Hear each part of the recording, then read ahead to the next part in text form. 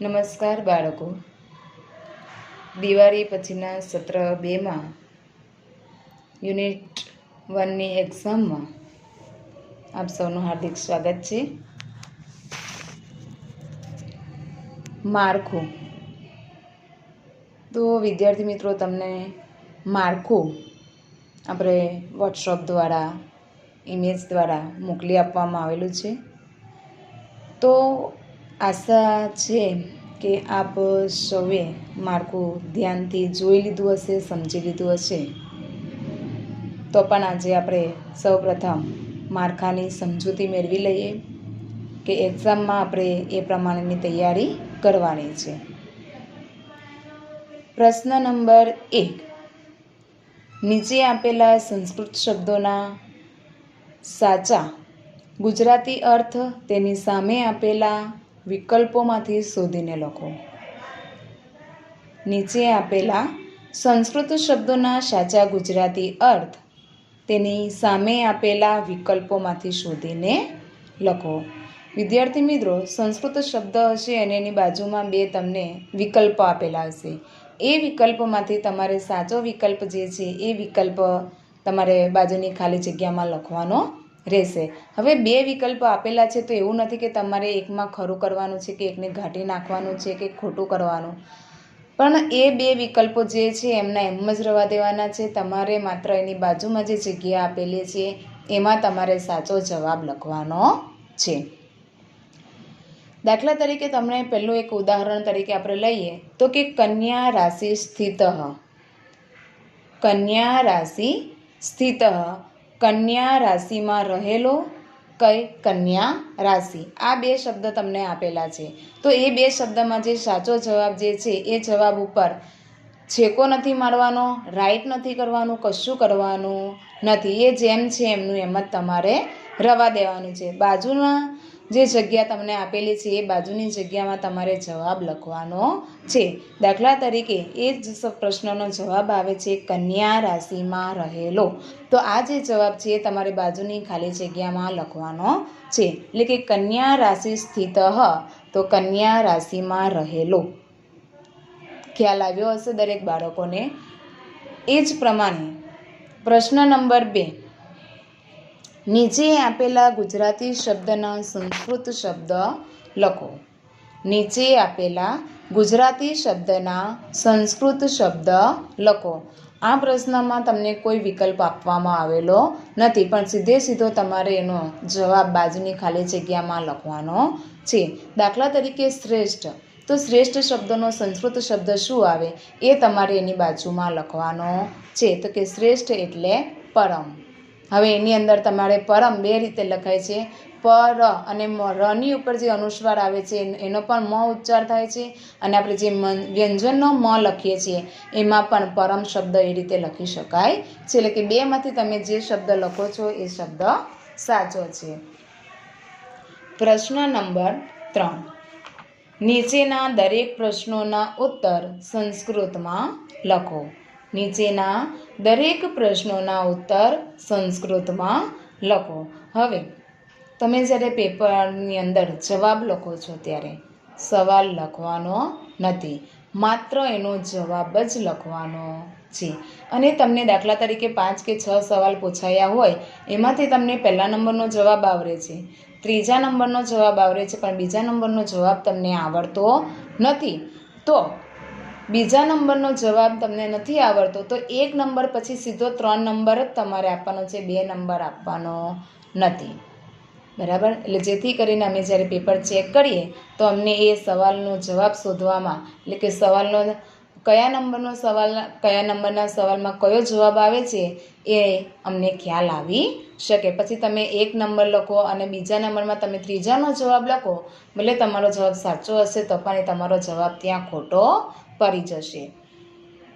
તો દાખલા તરીકે હવે સંસ્કૃતના સવાલના જવાબ લખવાના છે તો એ કઈ રીતે લખવાના છે? તો તમને ખ્યાલ જ છે કે જ્યારે પ્રશ્ન પૂછવામાં આવે છે ત્યારે એની અંદર કેટલાક એવા શબ્દો આવે છે કે જે પ્રશ્નવાચક શબ્દ છે. દાખલા તરીકે કિમ, કહ, કી, કતિ, કતમહ, ઇતિ એવા જે પ્રશ્નો છે, કીદૃશે તો એવા જે શબ્દો છે એ શબ્દો પ્રશ્નવાચક શબ્દો છે. તો એ શબ્દને કાઢીને એનો જે જવાબ આવતો હોય છે એ જવાબ તમારે એ શબ્દની જગ્યાએ તમારે સીધો એક શબ્દનો જે જવાબ આવે છે એ જ તમારે ત્યાં લખવાનો હોય છે. દાખલા તરીકે આપણે એક સવાલ લઈએ કે જા માતા સદા કિમ અપેક્ષતે. જા માતા સદા કિમ અપેક્ષતે. તો આ જે પ્રશ્ન છે એ પ્રશ્નની અંદર પ્રશ્નવાચક શબ્દ કયો છે? કિમ. તો કિમ એટલે શું? કિમ એટલે શું? એનો આપણે જો ગુજરાતીમાં એનો અનુવાદ કરીએ તો જામાતા સદા કિમ અપેક્ષતે એટલે કે જમાઈ સી અપેક્ષા કે શું સાની અપેક્ષા રાખે છે. તો એનો જવાબ આવે છે કિમ શબ્દ છે એ શબ્દની જગ્યાએ કયો શબ્દ આવશે? તો કે જામાતા સદા પૂજામ અપેક્ષતે. પૂજામ એટલે કે એનો આદર સત્કાર થાય એવી જ અપેક્ષા દરેક જમાઈ રાખતા હોય છે. તો કે એ રીતે કિમ શબ્દ જે છે એ કિમ શબ્દ કાઢી નાખીને જે જવાબ છે એ જવાબનો એક જ શબ્દ છે કે પૂજામ, એ શબ્દ ત્યાં તમારે મૂકવાનો રહે. એટલે કે સરળતાથી તમે સંસ્કૃત પ્રશ્નોના જવાબ લખી શકો એ માટે અમુક એવા જે પ્રશ્નવાચક શબ્દો છે એ પ્રશ્નવાચક શબ્દોને કાઢીને ત્યાં આપણે એક વાક્ય એક શબ્દનો જે સંસ્કૃતનો જવાબ આવે છે એ જવાબ તમારે ત્યાં લખવાનો હોય છે. એટલે કે નીચેના દરેક પ્રશ્નોના ઉત્તર સંસ્કૃતમાં લખો તો સીધા તમારે જવાબ જ ત્યાં લખવાના છે, સવાલ લખવાના નથી. પ્રશ્ન નંબર 4. નીચેના દરેક પ્રશ્નોના ઉત્તર ગુજરાતીમાં લખો. તો આમાં પણ બાળકો તમારે સીધા જવાબ જ લખવાના હોય છે. હવે ગુજરાતીના સવાલ જવાબ તો કઈ રીતે લખવાના એનો તમને લોકોને ખ્યાલ જ છે, બરાબર. એટલે કે નીચેના દરેક પ્રશ્નોના ઉત્તર ગુજરાતીમાં લખો. એટલે તમારે એ જવાબ પ્રશ્ન લખવાનો નથી, પણ એનો સીધો જે જવાબ આવતો હોય છે એ તમારે લખવાનો હોય છે. આપણે પહેલા પ્રશ્નની અંદર જે રીતે કર્યું એ જ પ્રમાણે કે જો પહેલો જવાબ આવડે છે, બીજો જવાબ આવડે છે, પણ ત્રીજો નથી આવડતો, ડાયરેક્ટ ચોથો આવડે છે, તો ત્રીજો નંબર આપવાનો નહીં. કયો નંબર આપવાનો? ચોથો નંબર તમારે ત્યાં આપવાનો હોય છે. પ્રશ્ન નંબર 5. કાવ્ય પંક્તિ પૂર્ણ કરો.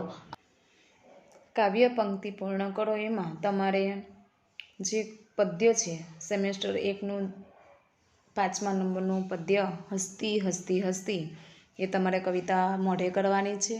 અને એમાં 2 લીટી હોય કે 4 લીટી હોય એ કવિતા તમારે પૂર્ણ કરવી. અને એની અંદર તમારે બધી જ બાબતોનું ધ્યાન રાખવાનું છે. અલ્પવિરામ, પૂર્ણવિરામ, હસ્વય, દીર્ઘય, માત્ર જે કંઈ પણ આવતું છે એ દરેક બાબતોનું તમારે ધ્યાન રાખીને એ કાવ્ય પંક્તિ તમારે પૂર્ણ કરવાની રહેશે. ત્યારબાદ પ્રશ્ન નંબર 6. ઘડિયાળ દોરી સમય સંસ્કૃતમાં અંક અને શબ્દોમાં લખો. તમને સમય તો દર્શાવવામાં આપી દીધેલો હશે.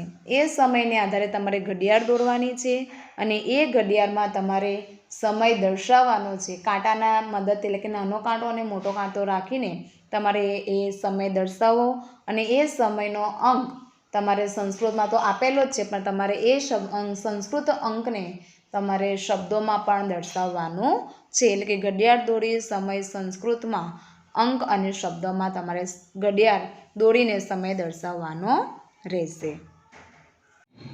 હવે વિદ્યાર્થી મિત્રો, આપણે જ્યારે પુરવણીની અંદર લખીએ છીએ, એક્ઝામ આપવાના છે, તો આપણે જે પુરવણી બનાવવાના છે અથવા તો તૈયાર પુરવણી લાવવાના હોય તો પણ તમારે પહેલું પાનું જે છે એ પહેલાં પેજ ઉપર ફરજિયાત આ રીતનો તમારે ફોર્મો તૈયાર કરવાનો છે કે જેની અંદર આપણે શાળાનું નામ આવી જાય, યુનિટ ટેસ્ટ, તમારું નામ, ધોરણ, વર્ગ, વિષય અને તારીખ. કયા દિવસે કઈ તારીખ છે, કયા દિવસે કયા વિષયનું પેપર છે, એટલે કે તારીખ અને વિષય, તમારું નામ, ધોરણ અને વર્ગ કમ્પલસરી ફરજિયાત આ રીતે તમારે પહેલાં પાના ઉપર લખવાનું રહેશે અને પાછળના પાનાથી જ તમારે પેપર લખવાની શરૂઆત કરવાની છે. જો એવું નહીં કે ખાલી સંસ્કૃત વિષયમાં જ, પણ દરેક વિષયની અંદર તમારે ફરજિયાત આ રીતે પહેલાં પાના ઉપર આ રીતનો ફોર્મો તમારે તૈયાર કરવાનો છે. પ્રશ્ન 1. નીચે આપેલા સંસ્કૃત શબ્દના સાચા ગુજરાતી અર્થ તેની સામે આપેલા વિકલ્પોમાંથી શોધીને લખો. સંસ્કૃત શબ્દના સાચા ગુજરાતી અર્થ તેની સામે આપેલા વિકલ્પોમાંથી શોધીને લખો. સૂંડા, સરસવ કે સૂંઢ? સૂંડા, સરસવ કે સૂંઢ? તો સૂંડા એટલે સૂંઢ. કદલી, કેર કે કમલીની? કદલી, કેર કે કમલીની? કદલી એટલે કેર. ધવલહ, સફેદ કે શ્યામ? ધવલહ, સફેદ કે શ્યામ? તો ધવલહ એટલે સફેદ. ભાંડહ, ઘડો કે ઘડી? ભાંડહ, ઘડો કે ઘડી? ભાંડહ એટલે ઘડો.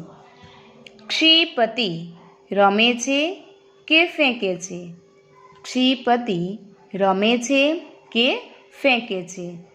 તો ક્ષિપતિ એટલે ફેંકે છે. પશ્યતિ, સ્પર્શે છે કે જુએ છે? પશ્યતિ, સ્પર્શે છે કે જુએ છે? પશ્યતિ એટલે જુએ છે. શાવકમ, બચ્ચાઓ કે બચ્ચું? શાવકમ, બચ્ચાઓ કે બચ્ચું? શાવકમ એટલે બચ્ચું. કોટરહ, કોટ કે બખોલ?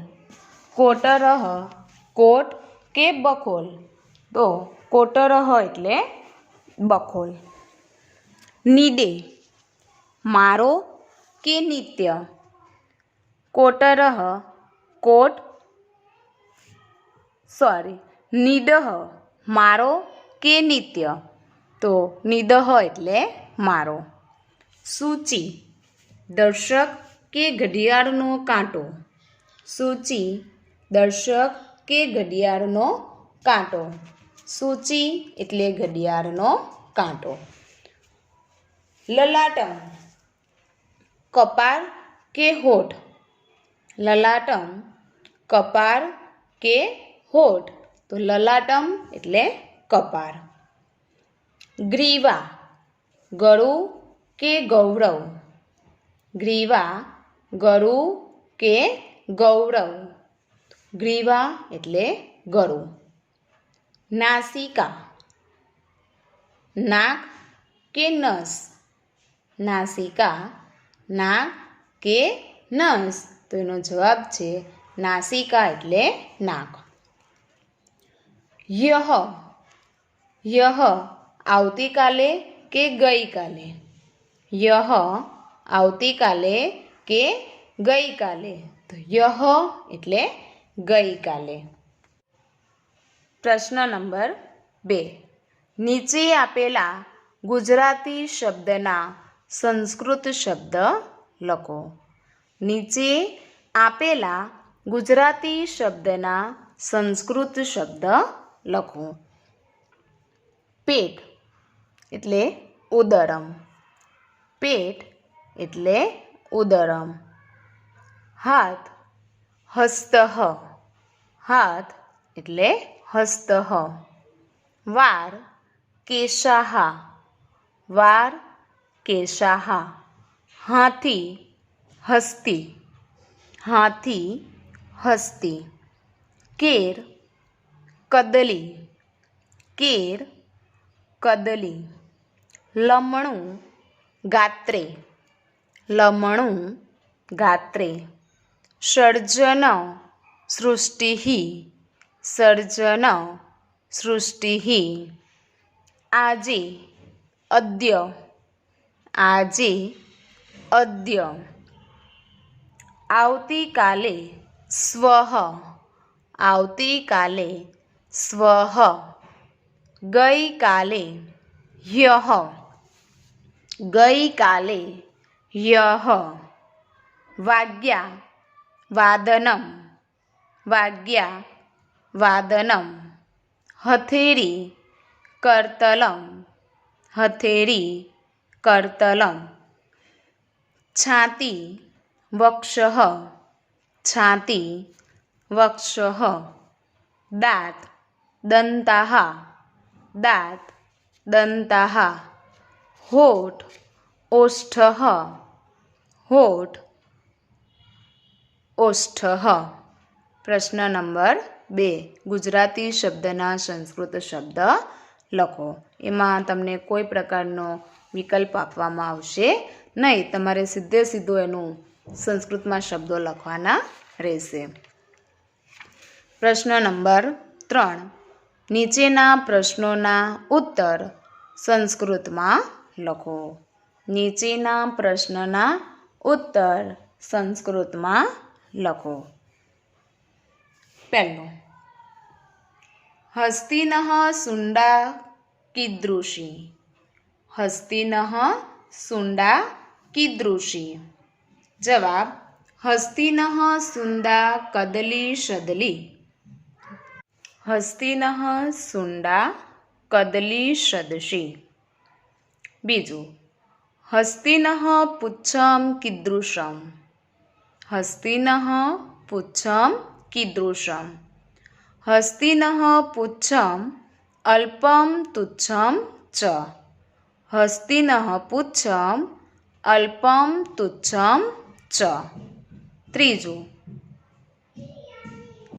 हस्ति कस्मात् भीतः, हस्ति कस्मात् भीतः, हस्ति महावतः अंकुशमात्रात् भीतः, हस्ति महावतः अंकुशमात्रात् भीतः।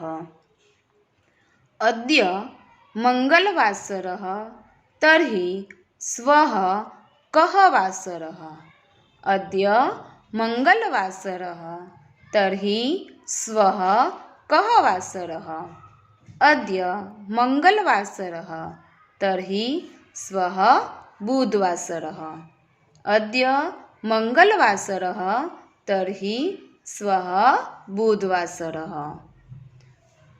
पाँचमु, यः रविवासरः तर्हि अद्य कः वासरः, यः रविवासरः तर्हि अद्य कः वासरः, यः रविवासरः तर्हि अद्य सोमवासरः, यः रविवासरः तर्हि अद्य सोमवासरः।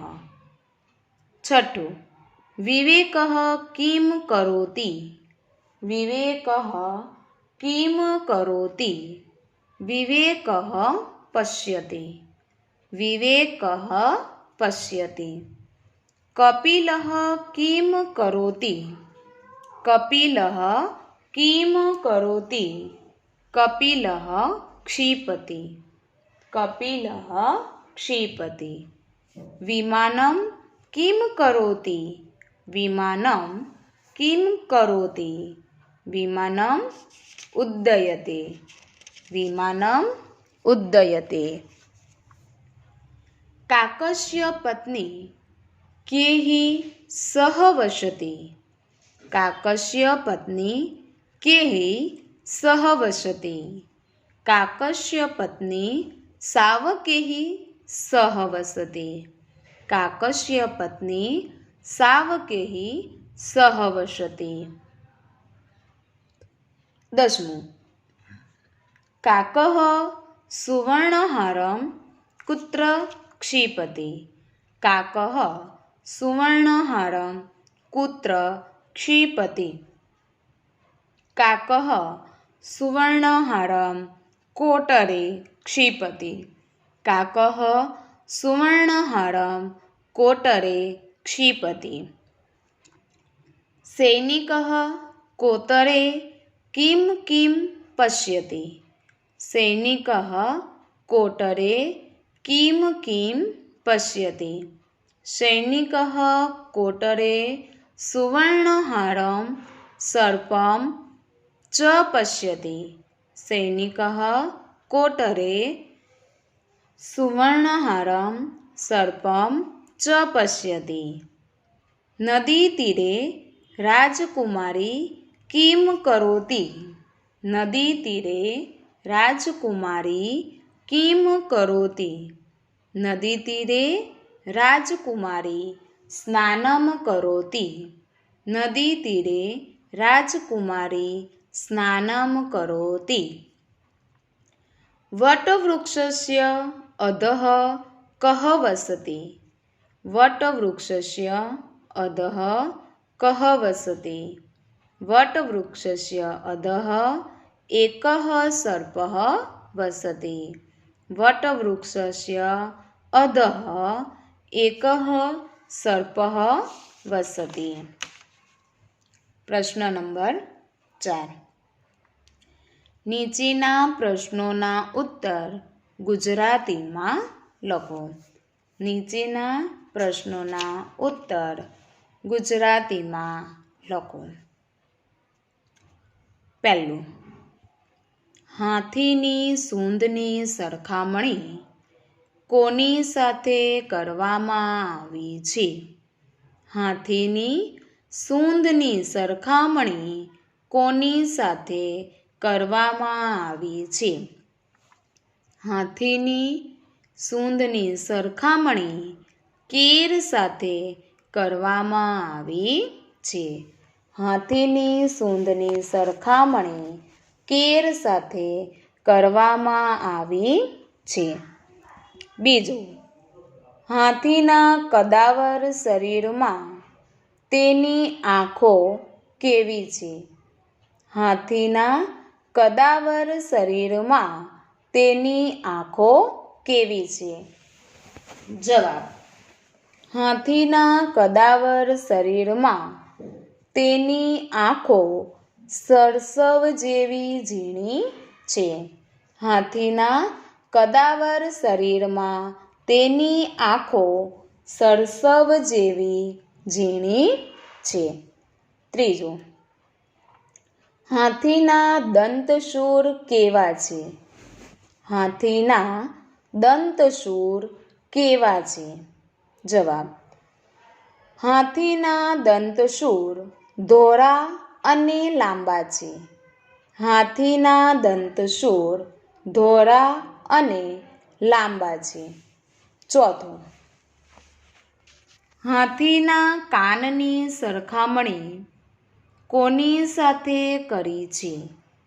હાથીના કાનની સરખામણી કોની સાથે કરી છે? હાથીના કાનની સરખામણી સુપડા સાથે કરી છે. હાથીના કાનની સરખામણી સુપડા સાથે કરી છે. હાથી કુદરતનું કેવું સર્જન છે? હાથી કુદરતનું કેવું સર્જન છે?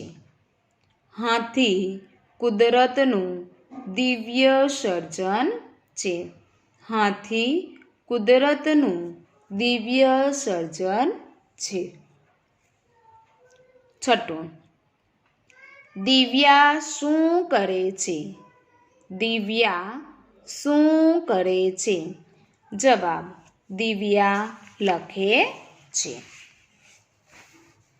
સાતમું, રાજકુમારીનો સોનાનો હાર કોણ ઉપાડી જાય છે? રાજકુમારીનો સોનાનો હાર કોણ ઉપાડી જાય છે? રાજકુમારીનો સોનાનો હાર ચતુર કાગડો ઉપાડી જાય છે. રાજકુમારીનો સોનાનો હાર ચતુર કાગડો ઉપાડી જાય છે. આઠમું, કાગડો સોનાનો હાર ક્યાં નાખે છે? કાગડો સોનાનો હાર ક્યાં નાખે છે? જવાબ, કાગડો સોનાનો હાર ઝાડની બખોલમાં નાખે છે. કાગડો સોનાનો હાર ઝાડની બખોલમાં નાખે છે. 9. મસ્તકના અંગોના નામ લખો. મસ્તક માથું, માથામાં જે અંગો આવેલા છે એ અંગોના નામ લખો. મસ્તકના અંગોના નામ લખો. જવાબ: મસ્તકના અંગોના નામ: દાંત, હોઠ, આંખ, મુખ, નાક, જીભ, ગળું, કપાળ, વાળ, કાન. દાંત, હોઠ, આંખ, નાક, કાન, મુખ, જીભ, ગળું, કપાળ, વાળ મસ્તકના અંગોના નામ છે. 10. ધડના અંગોના નામ લખો. ધડના અંગોના નામ એટલે કે મસ્તકની નીચેનો જે ભાગ છે એમાં ધડના અંગોના નામ: પેટ અને છાતી. ધડના અંગોના નામ: પેટ અને છાતી. 11. હાથ પગના અંગોના નામ લખો. હાથ પગના અંગોના નામ લખો. તો હાથ પગના અંગોના નામ: તો હાથ, હથેળી, પગ અને પગનો પંજો. હાથ, હથેળી, પગ અને પગનો પંજો. હાથ પગના અંગોના નામ: એમાં હાથ, હથેળી, પગ અને પગનો પંજો. પ્રશ્ન નંબર 5. કાવ્ય પંક્તિ પૂર્ણ કરો. કાવ્ય પંક્તિ તમારી 2 લીટીની હોય કે 4 લીટીની હોય. એમાં તમારે પૂર્ણવિરામ, અલ્પવિરામ, હસ્વઈ, દીર્ઘઈ જે કંઈ પણ કાવ્ય પંક્તિમાં આપેલું હોય એનું પૂરેપૂરું ધ્યાન તમારે રાખવાનું હોય છે. તો સેમેસ્ટર 1માં આપણો જે હસ્તીવાળી જે પદ્ય છે એ પદ્ય તમારે મોઢે કરવાનું છે. એમાંથી તમને કાવ્ય પંક્તિ કાવ્ય પંક્તિ એમાંથી તમારે મોઢે કરીને લખવાની છે.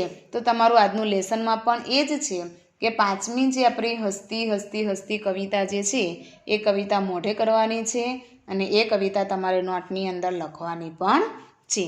દાખલા તરીકે એક કવિતા તમને પૂછાય કે ઉદરમ ભાંડાકારમ, પછી પૂરી કરવાની જે છેલ્લી લીટી છે એમાં છેલ્લા શબ્દો તમને આપવામાં આવેલા છે કે અહો અહો વિચિત્રમ. ઉદરમ ભાંડાકારમ પછી ડેશ કરીને અહો અહો વિચિત્રમ. તો એમાં જે આપણી 4 પંક્તિ છે એ 4 પંક્તિ તમારે નીચે લખવાની છે. એટલે કે ઉદરમ ભાંડાકારમ ઉન્નત બૃહચ્છ શરીરમ અલ્પમ તુચ્છમ પુચ્છમ અહો અહો વિચિત્રમ. આ રીતે તમારે કાવ્ય પંક્તિ પૂર્ણ કરવાની છે. પ્રશ્ન નંબર 6. ઘડિયાળ દોરી સમય સંસ્કૃતના અંક અને શબ્દમાં લખો. સંસ્કૃતનો અંક તો તમને આપી જ દેવામાં આવેલો છે, પણ તમારે ઘડિયાળ દોરવાની છે, ઘડિયાળમાં સમય દર્શાવવાનો છે અને જે સમય તમે દર્શાવો છો એ સમયને સંસ્કૃતના અંક અને શબ્દમાં તમારે લખવાનો છે. દાખલા તરીકે તમને એવું પૂછાય કે 2 વાગેલા છે, તો એ 2 વાગ્યેને તમારે ઘડિયાળ દોરવાની છે. ઘડિયાળમાં 2 વાગે જે છે એટલે નાનો કાંટો 2 ઉપર અને મોટો કાંટો 12 ઉપર એ જે તમને દર્શાવવામાં આવે છે દર્શાવવાનું છે. પછી નીચે લખવાનું 2 વાગ્યાનો અંક લખવાનો છે અને એની નીચે તમારે 2 વાગ્યાને સંસ્કૃતમાં શું કહેવાય એટલે કે દ્વિવાદનમ એમ તમારે સંસ્કૃતના શબ્દમાં પણ તમારે સમય દર્શાવવાનો છે.